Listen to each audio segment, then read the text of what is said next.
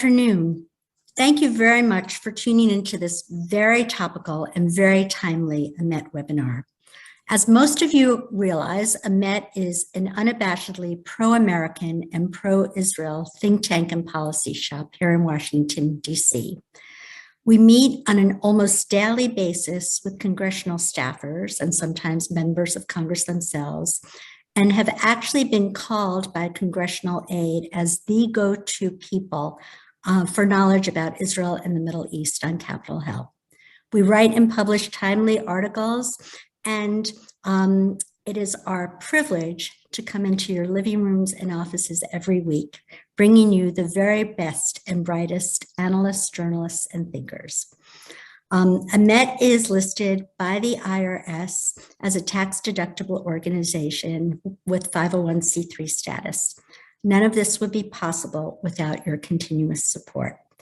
Please consider making a generous tax-deductible contribution to AMET today at ametonline.org/invest in order to be able to continue with this very valuable programming.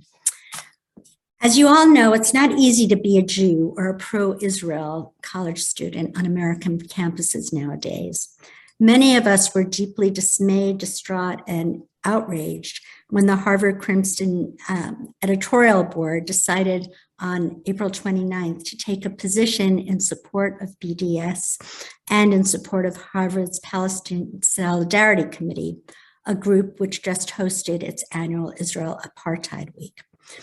Because of Harvard's prominence, we've all become aware of this. However, throughout the country, for some uncanny reason, the Israeli-Palestinian conflict has been distorted way out of context and has become the apotheosis of the, quote, oppressor versus the oppressed.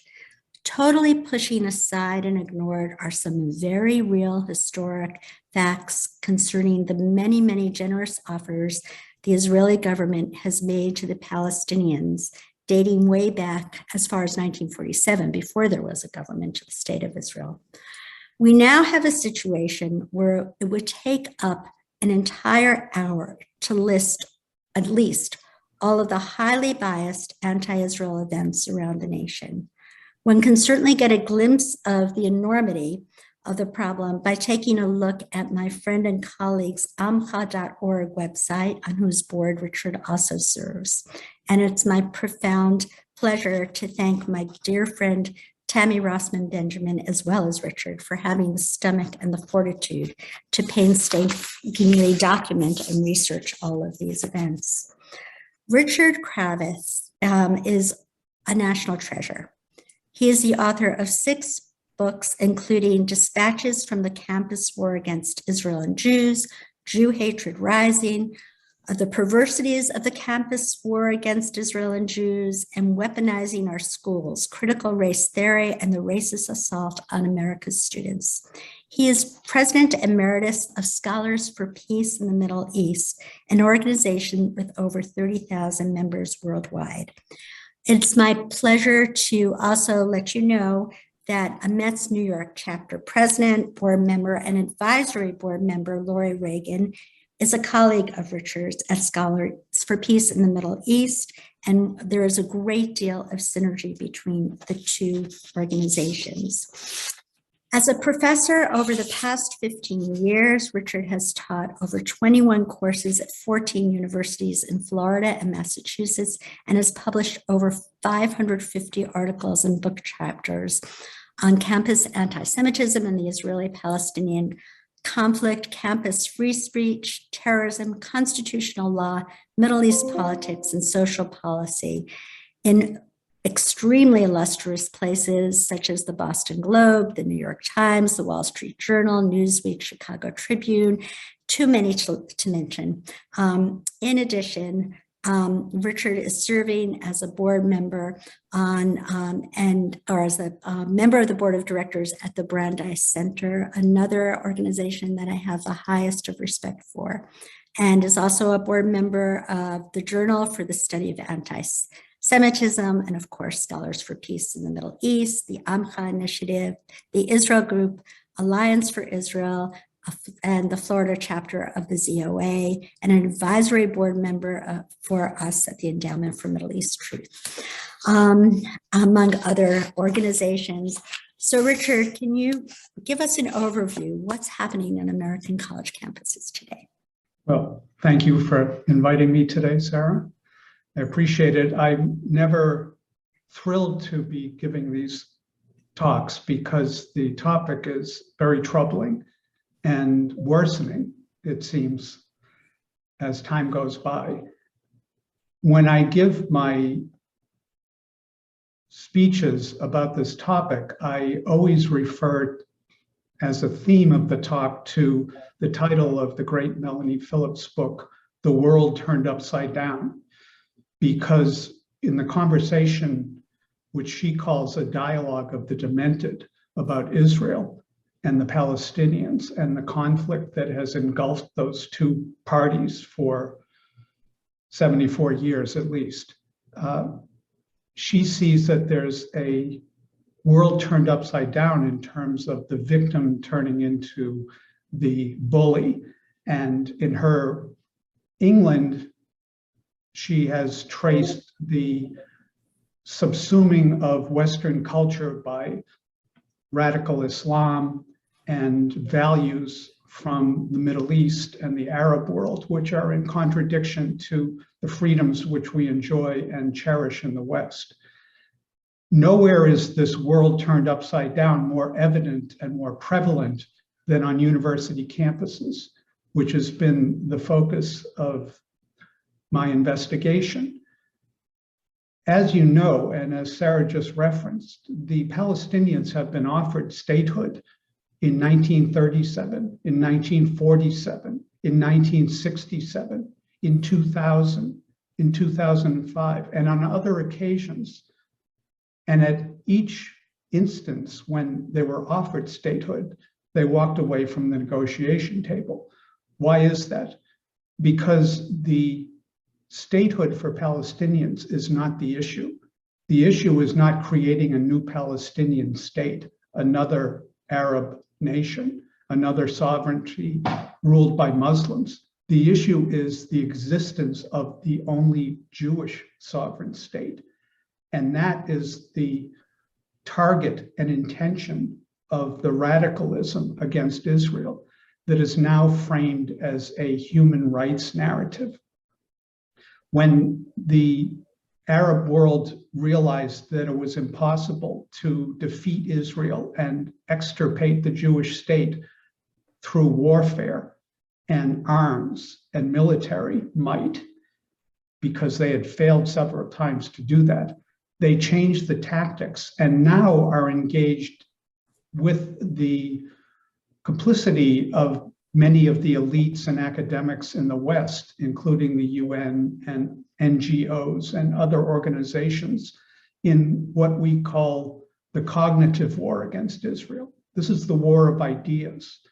And this is a narrative that has been created and promulgated on university campuses and taught to students as fact.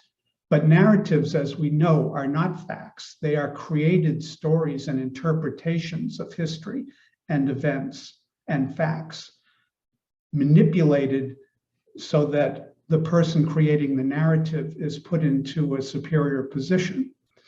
What this means is that on university campuses now, Israel is a colonial usurper of an innocent indigenous people's land, Muslim land, Palestinian land, that European Jews with no connection to the Holy Land after the Second World War suddenly appeared in the Middle East and stole a nation called Palestine from a people called Palestinians and created illegally a state there and continued to expand that state through military conquests and the so-called occupation, and using illegal settlers to create Jewish neighborhoods in Judea and Samaria, which were biblically Jewish territories.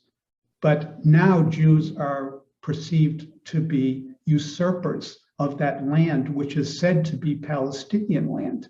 When did it become Palestinian land? Never, as you know.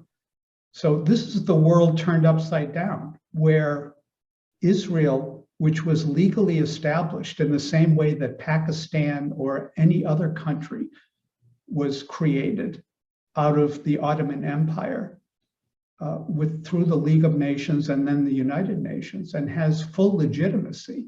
It's the only nation on earth whose existence is constantly questioned and whose continued existence is up for debate about whether it should remain a Jewish entity, the only Jewish nation on earth.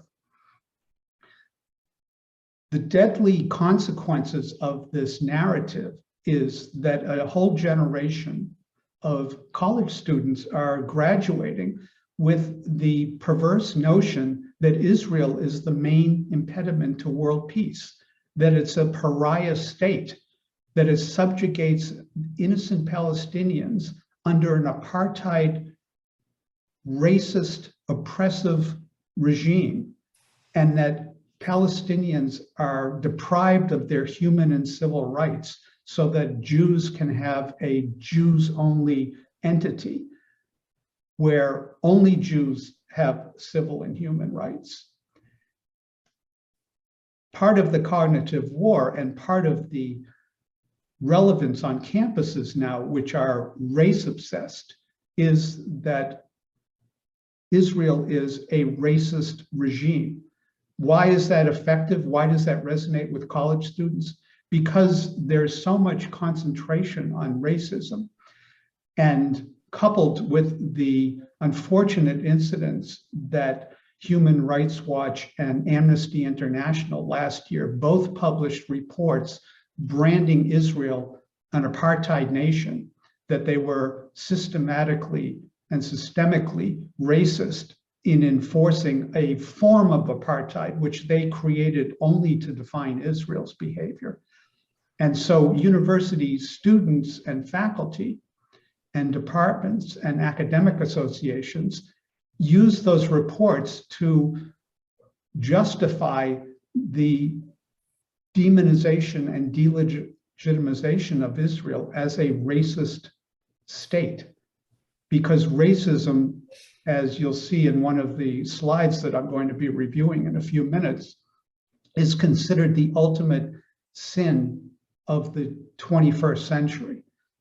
So the racist aspect of Israel, as depicted by its cognitive enemies, is a way of enlisting the support of other minority groups, Black students, gay students, certainly Muslim students, and others who are appalled by racism in any form, whether it's in America or in Israel, supposedly.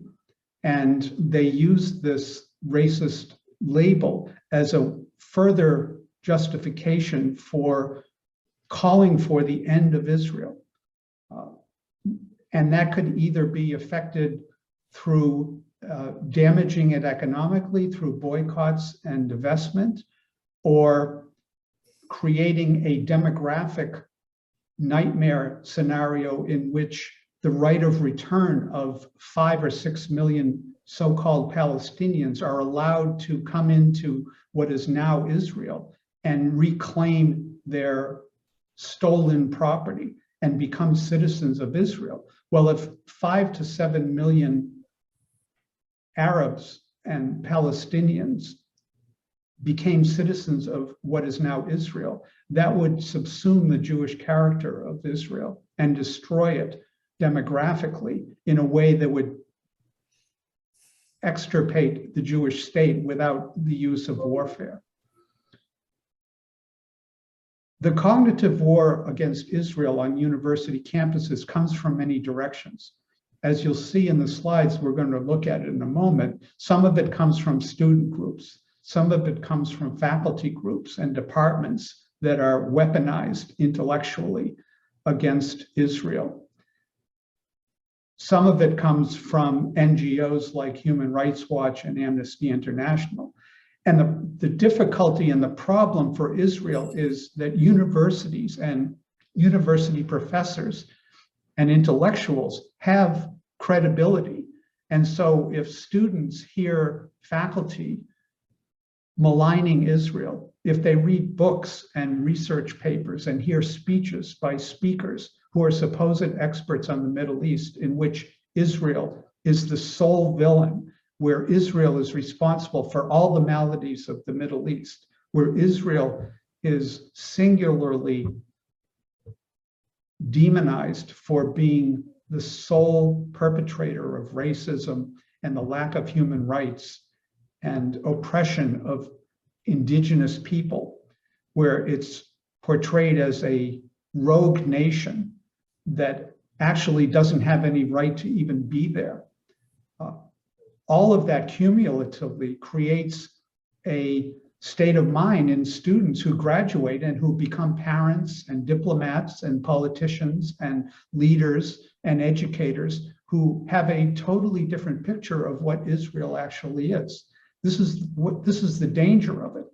The other repugnant part of the cognitive war against Israel is that part of that narrative is that Israel grotesquely has become the new Nazis, that the country that has many survivors of actual Nazis are now accused of being the new Nazis in the way that they treat the Palestinians, and that they're accused of ethnic cleansing and a genocide against the Palestinians, which is sort of ironic given the fact that there were about 400,000 or 500,000 Palestinians who left or were expelled from Israel in the 48 conflict, and now there's 5 or 6 million Palestinians or people that call themselves Palestinians. So if there's a genocide against Palestinians by Israel, it's not a very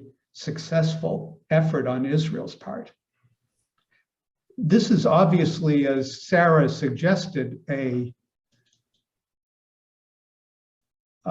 profound and all-encompassing problem that has many elements, many players, and many dimensions.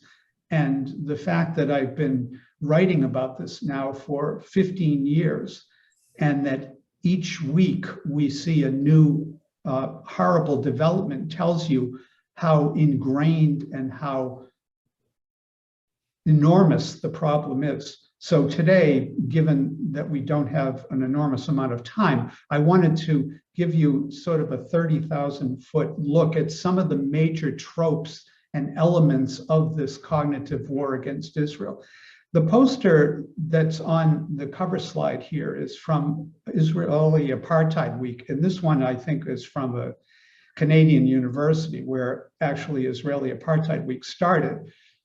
Most of you know that every spring, the radical student groups, the anti-Israel, pro-Palestinian groups, sponsor Israeli Apartheid Week, and they build a mock apartheid wall, and they have guest speakers that malign Israel and tell lies about the conflict and generally demonize Israel. It's important to note that being pro-Palestinian on American campuses now, and European campuses for that matter, being pro-Palestinian by definition means being anti-Israel. So if pro-Israel students on American campuses celebrate Israel and talk in a positive way about Israel, they do that by talking about Israel and focusing on all the good points. When the anti-Israel, pro-Palestinian groups and individuals have their events and have their speakers and write books and research papers about the conflict, all of their dialogue, all of the narrative is to demonize Israel. So by definition, being pro-Palestinian means being anti-Israel.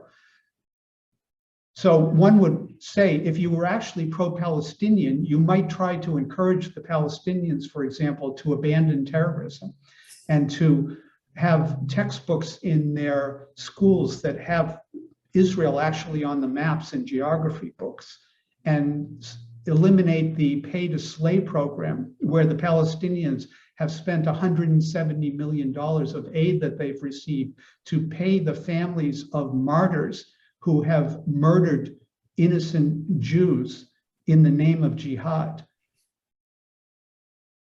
In the West Bank, an Arab can be sentenced to death for selling land to a Jew. So maybe if you were pro-Palestinian, you would be advising the Palestinians to give up some of their truculence and their intransigency and start negotiating with Israel to actually create a state, if that's in fact what they want. This poster is significant because it typifies the way that Israel is perceived. You notice that Israel in this poster is manifested as a piece of machinery, a murderous helicopter launching a missile against an innocent Palestinian child holding a teddy bear.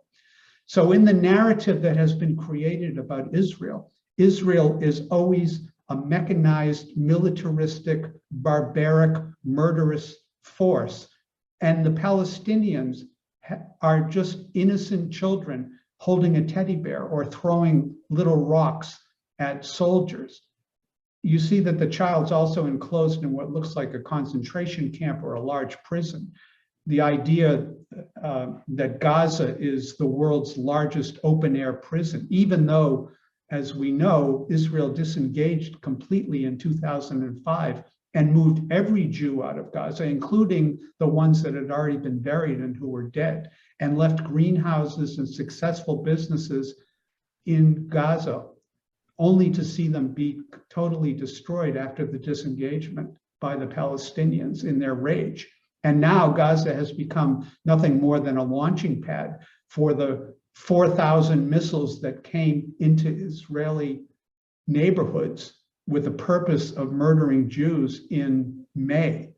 And yet hundreds of academic departments, students, faculty, academic organizations all issued solidarity statements in May, not supporting the Jewish state, which was under assault from some of these 4,300 rockets that were part of the 25,000 rockets that have come out of Hamas and Gaza since 2005. No, they stood in solidarity with the Palestinians and Hamas, who were trying to murder innocent Jews in civilian neighborhoods. And each one of those 4,300 rocket strikes constituted a war crime because they were aimed at Jewish civilians, not at soldiers, not at military targets.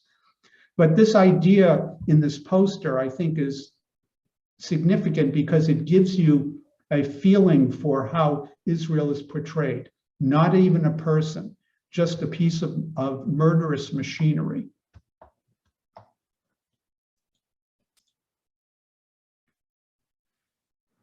I teach marketing, and an important part of marketing, as we all know, is the idea of branding.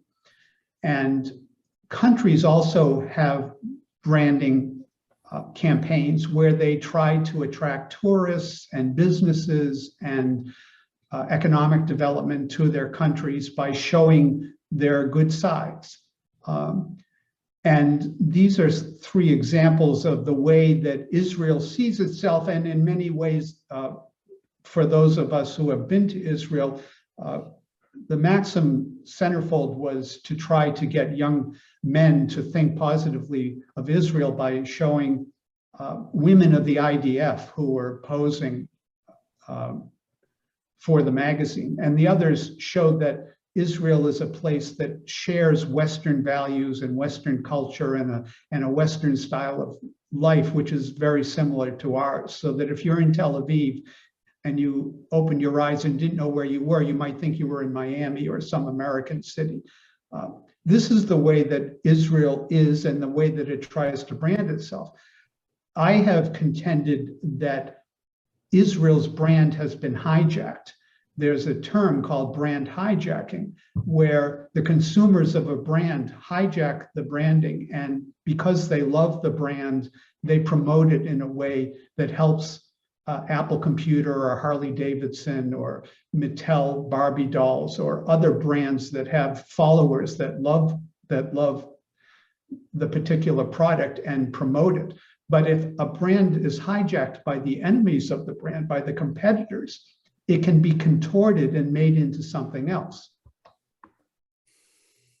So the brand of hijack, as I mentioned in the opening, has been hijacked and created through this narrative so that this is the vision that many people have of Israel, and particularly on college campuses, where they think that Israel is primarily obsessed with shooting missiles into Gaza, running boys over who are merely throwing stones with a tank. Again, that image on the top right is very similar to the first one we looked at, where Israel is depicted not as a person, not as a human, but as a piece of machinery, a murderous piece of military machinery that's about to kill a Palestinian boy with nothing but a rock.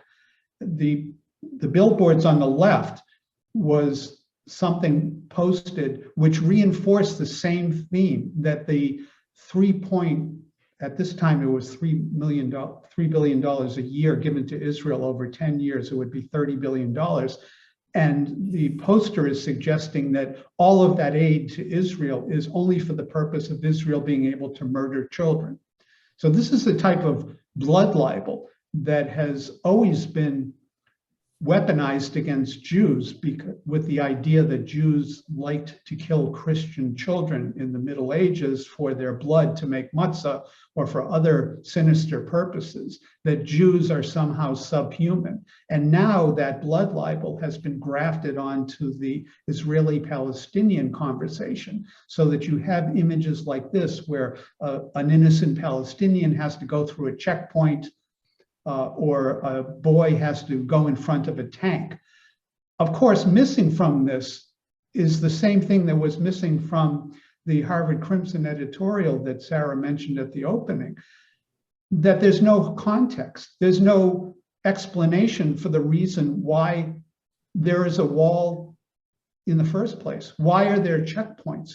Did Israel build that wall just to be malicious and unkind? The way that it's referred to is an apartheid wall, as if Israel built that wall to keep white Jews apart from brown Arabs, as if there was some racial element to it, in the same way that they make checkpoints as pictured in this poster on the bottom left here. No, the checkpoints are there because the Palestinians have had an unrelenting campaign of terror with the purpose of murdering as many Jews as they can. That's in the Hamas charter, that the purpose of Hamas is not to create a Palestinian state, not to create peace between two countries living side by side in peace. The purpose of Hamas, and Hamas was created to murder Jews wherever they are, not just Israeli Jews. The Jews are the enemies of God and Allah, and they deceive the prophets and are the descendants of apes and pigs and have no right to exist, and certainly have no right to occupy what is perceived to be Muslim land, because it may have been under Muslim rule for a short period of time, as it was from 1948 to 1967, for example, when Jordan annexed the West Bank. Erwin Cutler is the great humanitarian, former member of parliament in Canada, and now the head of the Raoul Wallenberg Center. He made an interesting observation that I mentioned at the opening, was that in the 20th century, the worst accusation you could make against someone or something was that it was racist. And in the 20th century, where did racism most manifest itself? In apartheid and Nazism. And isn't it interesting that in the language of anti-Israel activism, those terms of Nazism and apartheid are used promiscuously and recklessly, even though inaccurately, against Israel, because they create a impression that Israel is the new Nazi regime, that it's the new Third Reich. And the danger of this is not only because it's what my colleague Richard Landis calls moral sadism, to ascribe to Jews in Israel being Nazis when many of them are actually survivors of the actual Nazis, and calling Israel a Nazi regime is by the IRA definition of anti-Semitism, a type of Holocaust inversion and Holocaust denial, which are both anti-Semitic acts and forms of speech. But the danger of people thinking that Israel is the new Nazi regime is that if Israel is eventually threatened by Iran or some other nuclear power, and there's a serious existential threat to its continued existence by some enemy which wants to destroy it completely and wipe it off the earth, as Iran has often suggested, that many people will say, well, why should we come to Israel's aid? They're Nazis themselves. They almost deserve it. So if you create this horrific description and image of Israel as being a new Nazi regime, then it justifies some of the aggression and terrorism that's regularly launched against it. Some of you are familiar with the International Holocaust Remembrance Association's working definition of anti-Semitism. It's been adopted by many countries, many universities, many NGOs and others, because it's a way of identifying anti-Semitic behavior. We've tried to get many universities to adopt this, and there's been a lot of pushback. And unsurprisingly, this pushback comes from Students for Justice in Palestine and some of the other anti-Israel faculty, students, and radical student groups on campuses who know that by this definition, their speech and behavior would be considered to be anti-Semitic. Some faculty have, and others who are critical of this definition, have said that it will chill the free speech of people who want to criticize Israel. But the definition says that if you criticize Israel and in a way that is commensurate with the criticism that you would give to other countries, there's nothing fundamentally wrong with that. There's nothing wrong with criticizing Israel. Even the strongest supporters of Israel have had problems with certain governments and certain policies and some of the settlements and other things like that. But if your criticism is singularly aimed at Israel, if it is way out of proportion with Israel's actual behavior, when you ignore the misdeeds and totalitarian regimes and human suffering and wars and conflicts that are going on elsewhere in the world and only focus on Israel and Israel when it kills an Arab, and you start counting bodies only when Arab bodies are dying and not when Jewish bodies are dying, that can be considered anti-Semitic on the basis of this IRA definition.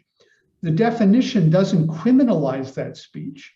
It doesn't mean that anybody would be punished for making those ridiculous claims. What it does is give university leaders, for example, the opportunity to say, by the way, you can say those things that you just said about Israel. You can malign the Jewish state.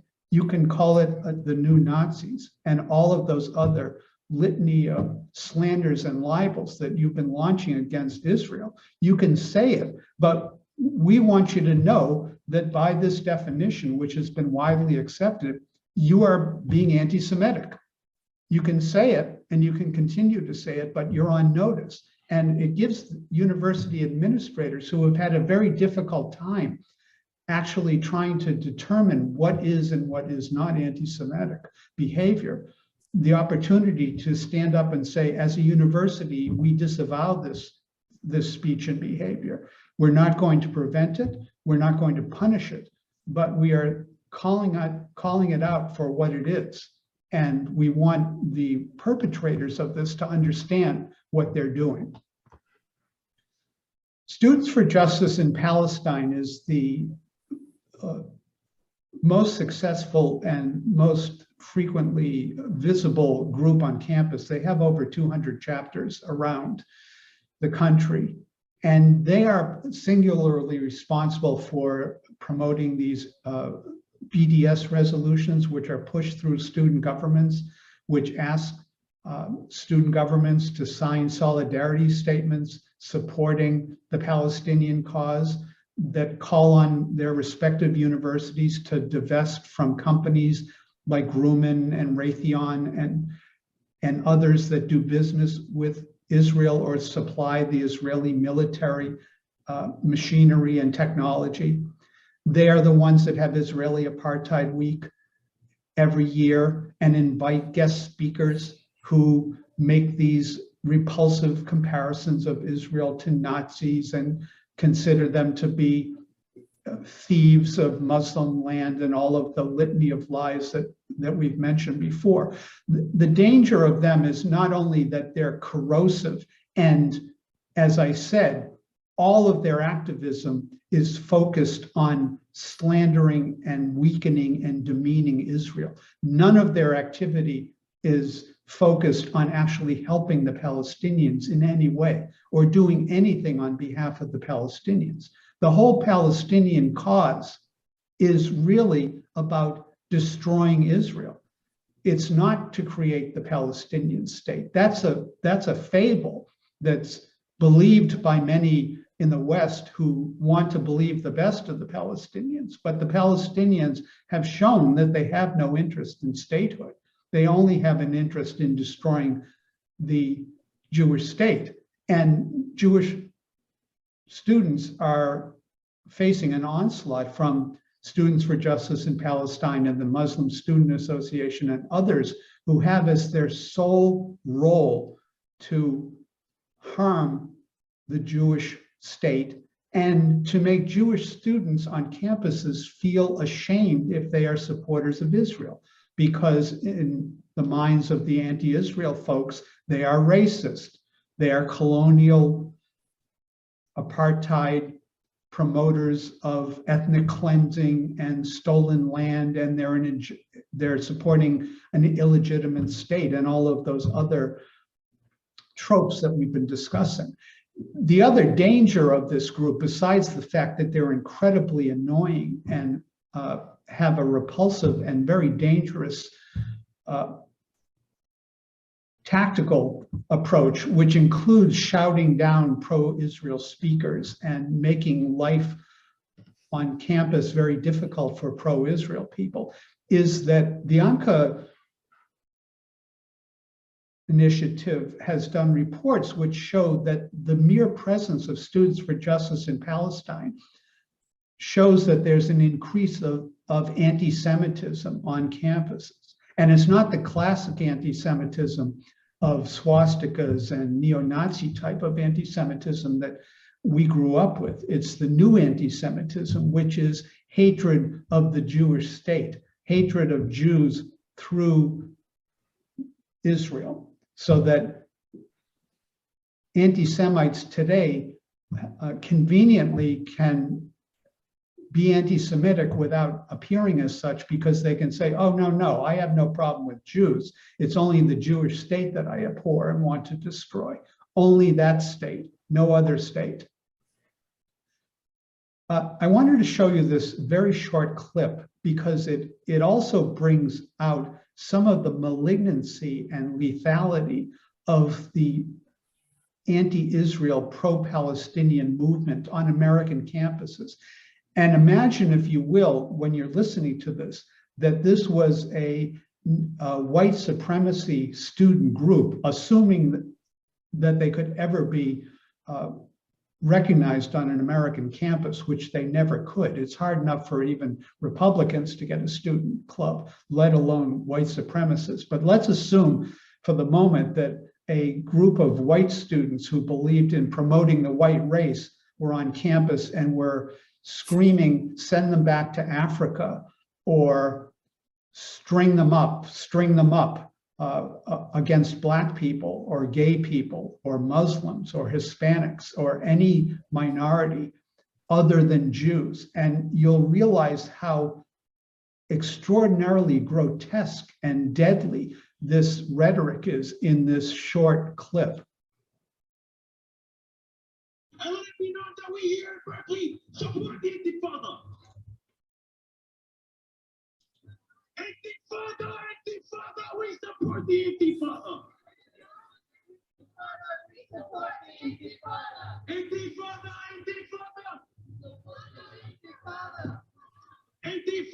Intifada, we support the Intifada. Intifada, Intifada, we support the Intifada. Intifada, Intifada, we support the Intifada. Intifada, Intifada, we support the Intifada. Let the people of Palestine hear you. Free Palestine. Free, free Palestine. Free, free Palestine. Free, free Palestine. Free, free Palestine. Free, free Palestine. Free, free Palestine. It's hard to listen because they're so creative. Well, there's two parts to that, and both of them are very dangerous, as I said.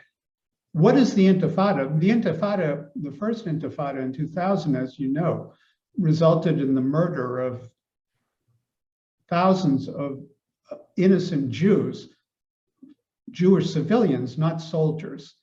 And here you have students on an American campus and students on campuses who are triggered. At Clemson University, somebody threw some banana peels in a tree, and some Black students were so appalled and triggered by seeing banana peels because they presumed it was a racist event that they had to get counseling and had to excuse themselves from attending a seminar because of the banana peels. Yet here on the same type of American campus at Berkeley, you have students calling for an intifada against Jews. In other words, we believe that Jews should be killed, and it's justifiable that Jews be murdered in the name of pro-Palestinian self-determination.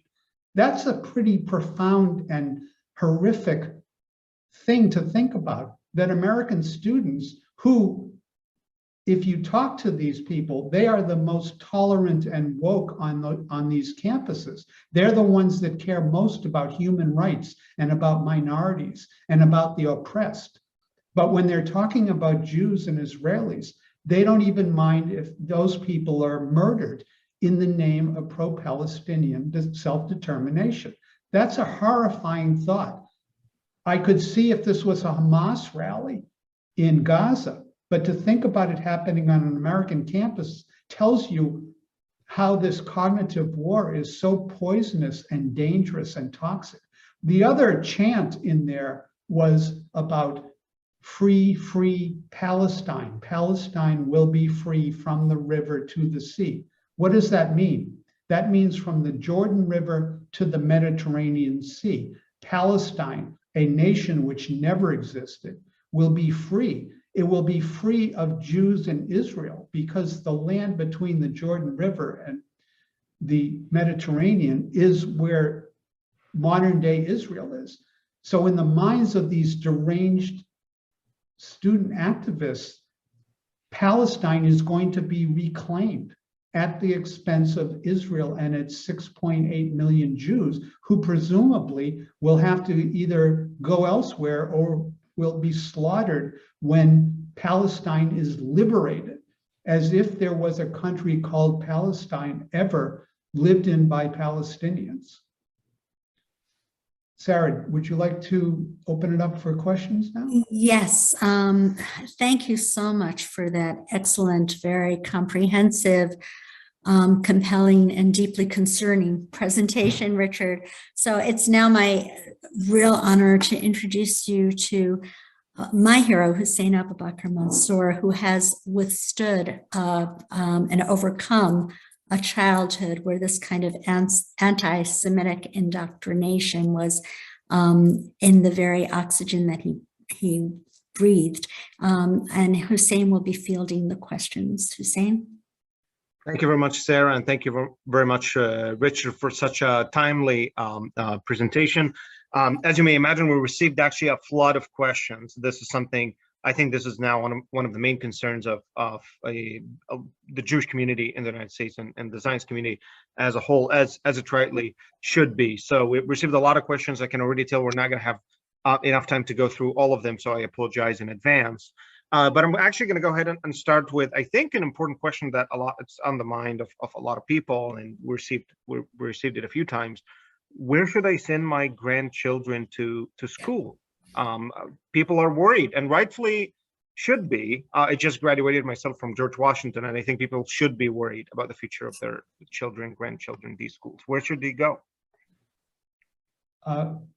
It's difficult. Actually, at AMCA Initiative, we started to have conversations about having a grading system about schools that are Jew-friendly, I guess you could say, where there isn't a record of consistent anti-Israel activism.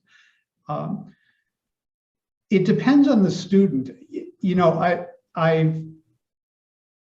I've spoken to students who have gone to schools where there is a lot of anti-Israel activism, yet they've been totally unaware of it, either because they're disinterested or it hasn't been that visible, or they're not engaged with caring about Israel. And so they've ignored it for the most part. Students for Justice in Palestine, as I said, like to get in the face of students, as they did at Harvard. That Harvard Crimson editorial referred to a recent mock apartheid wall that the pro-Palestinian group at Harvard had set up, which claimed that Israel was practicing white supremacy and that Zionism was racism. Another trope feeding into that idea that Israel is at base a racist nation, that's its original sin, and that all Israelis are white and they're being racist against brown Palestinians. Anybody who's gone to Israel knows that not all Israelis are white. Many of them are as dark as their Palestinian neighbors. And also, Israel has 20% of its population which are non-Jewish, and those non-Jewish Arabs and Christians, Muslims and Christians, enjoy civil and human rights to a greater extent than they would in any surrounding country. So Israel doesn't treat its own citizens who are non-Jews as second-class citizens and is not racist towards them. Is there some racism in Israel? Probably in the same way that if someone wanted to call America an apartheid racist state, they could probably do that as well and go to South Central LA and Harlem and Black neighborhoods and go to the prisons and make conclusions that this is a racist nation because we put Black people in ghettos and we put them in prison at a high rate. But it wouldn't necessarily be an accurate depiction. I don't think you should choose a school based on the activism of anti-Israel people there.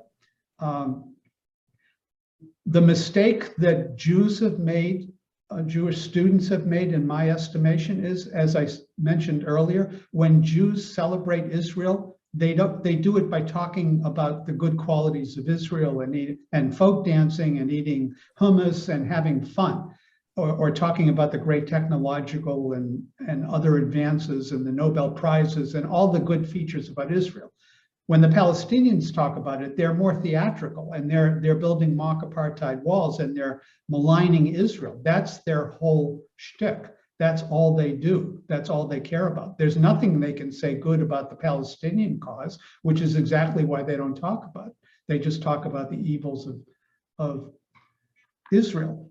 There are some Jewish students on campuses who are extraordinarily brave. Some of them are out of Hillel. Some of them are out of Students Supporting Israel, which is a very aggressive student group. The David Project used to have students. There's Emerson Fellows, Camera Fellows. Stand With Us has students who are equipped to fight back with this rhetoric, and they do it against all odds, because it takes no bravery on any campus to be anti-Israel. You have to be very brave and knowledgeable to stand up for Israel. So I don't think it's wise or realistic to pick a school based on that, unless, even Brandeis, which is a Jewish school founded with Jewish values, has such an obsession with social justice that they bent over backwards to try to accommodate pro-Palestinianism. So you would think that there's always a school like Brandeis to go to if you want to be safe as a Jew, but you can't. So that's a bad answer to your question. But thank you. Who's financing this? Where is this all money coming from? Is the Arab Gulf still funding this, or is Iran now funding this? Yes. Students for Justice in Palestine gets its money from unsavory players.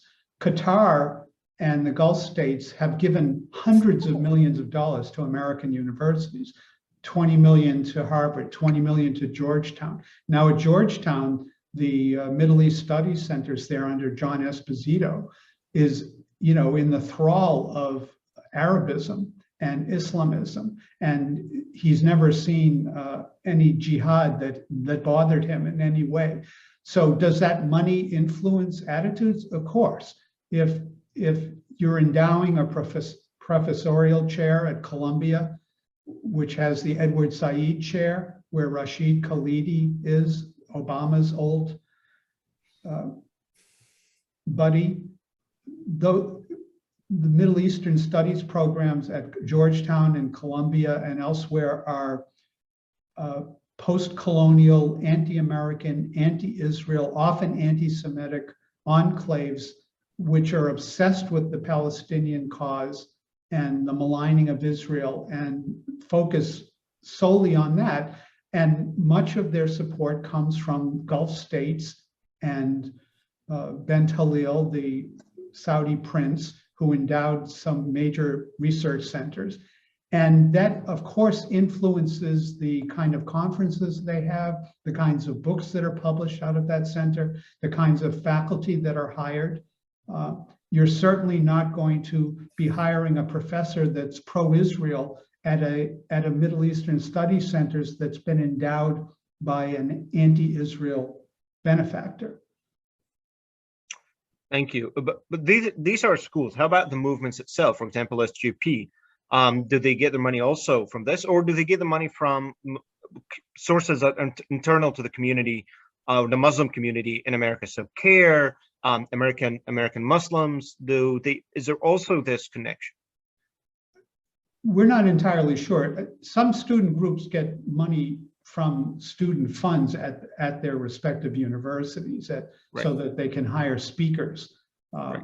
In fact, I think that was one of the issues that some people had with the Harvard and elsewhere, where they had spent $15,000 to hire these speakers. One of them was Mohammed al-Kurd, who's this supposedly a Palestinian poet, but they only bring him to campus because he basically spits in the face of Jews and Israelis when he comes, and he's very provocative and aggressive. In a way, he's kind of a Palestinian David Duke. So as I said before, if a white conservative group ever brought a David Duke to campus and he behaved and spoke in the way that these pro-Palestinian speakers did, they would be banned from campus, and the university at large would denounce them and distance themselves from it in a way that they never do when minority students are involved, and particularly Muslim students. Because university administrators, first of all, they're very afraid of restricting anybody's free speech.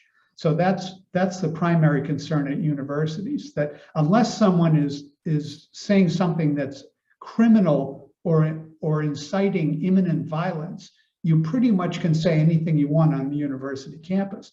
The second part of that is university administrators are terrified of insulting or inflaming anti-Muslim, anti-gay, anti-Hispanic, anti-Black sentiment in any way, because they're afraid of being called racist or Islamophobes or homophobes. themselves. They don't seem to be very mindful of being called anti-Semitic, and they don't perceive Jews as being a group on campuses that deserve or need to be protected, because Jews are considered on campus to enjoy white privilege, ironically, even though in past America, Jews were not considered white. They were considered sort of a subset of white. Right. When classic anti-Semitism was still in play and Jews couldn't move into certain neighborhoods and join certain country clubs. But now they're said to enjoy white privilege, which feeds into that narrative that therefore Jews and Israelis specifically are racist because they enjoy white privilege and are racist against brown people and black people. The question that we've received the most, as you may imagine, and maybe that's going to be the last question. I'm going to actually combine a lot of them together so I can give you the time to talk about it, is what to do. How to combat this. This is, of course, a question that we receive the most. What is your strategy for uniting Jews to fight this leftist jihad alliance? How to combat this anti-Semitic campaign? How can we make the Jewish organizations, the Jewish community unite in order to fight this? So it's a question of action. What can we do? It's a complex question, obviously. There isn't, first of all, it's impossible to get a united front, because even there's a huge difference in the tactics and ideology of Jewish groups like the Anti-Defamation League and the ZOA, for example, where the Anti-Defamation League or even AIPAC and the Anti-Defamation League or the Council of Jewish Presidents and so forth. Anti-Defamation League has been criticized in recent years for sort of being blind to campus anti-Semitism and the new form of anti-Semitism, and still obsessively focusing on neo-Nazis and white supremacists and swastikas and, you know, Hitler-loving teenagers who are living in their mother's basement. Though they're not an ideological threat. They have no political influence. They have no money. No one cares about them, but the ADL does. So there's different approaches. At the Brandeis Center, one approach that we have is to go after some of these schools legally. That many of these schools that allow this festering of anti-Israel, anti-Semitic harassment and activism to exist on their campuses to the detriment of Jewish students are creating a climate that's hostile to Jews. And they're violating Title VI of the Civil Rights Act of 1964. And they have a legal obligation to eliminate that hostile climate. And often we send letters and remind them of their legal duty to do so, and sometimes that's enough. And when that's not enough, we have taken them to court. So that's one approach. Legal approaches are sometimes very effective, but they're costly and they're contentious, and it's better to avoid them.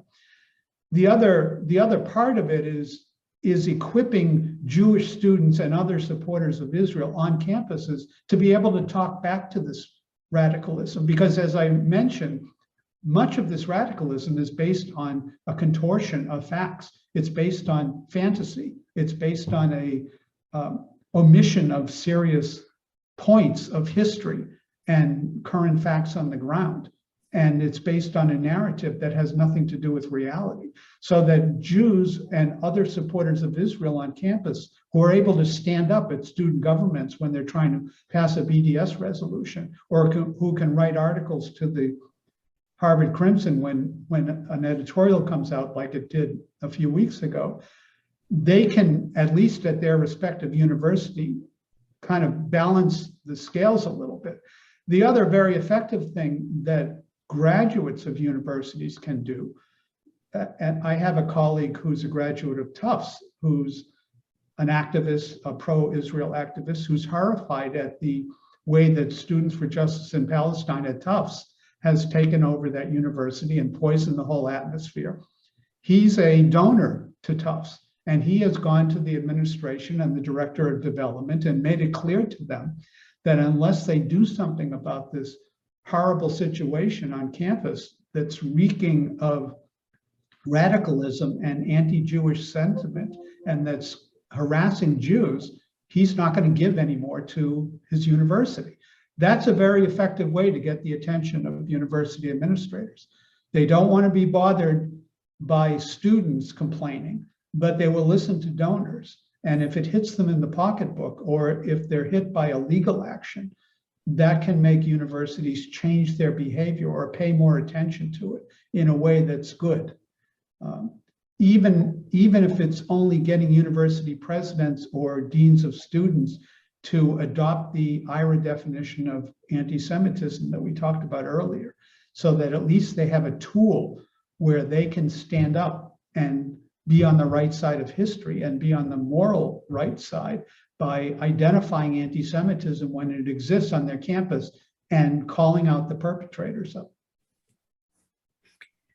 Thank you so much, Richard. This was incredibly compelling, as I said, comprehensive and very, very concerning.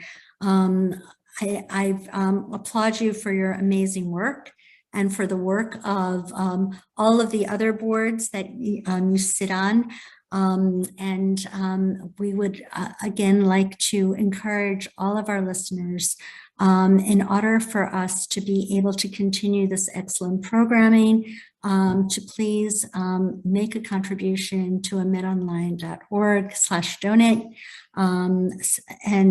We are going to be continuing this series next Wednesday with Richard Goldberg, who is an absolute expert on Iranian sanctions. He helped write the original Iranian sanctions legislation and has written many, many times for the Wall Street Journal about it, which is something that we are continuously working on. And the following week, we are going to have Lori Lowenthal-Marcus, who is talking about the California critical race theory curriculum. It has to do with anti-Semitism going from kindergarten through 12th grade. So if you're interested in this issue, I would really encourage you to tune into those two events. Again, thank you so much, Richard, for your amazing work. Thank you for having me. Thank you. Bye-bye.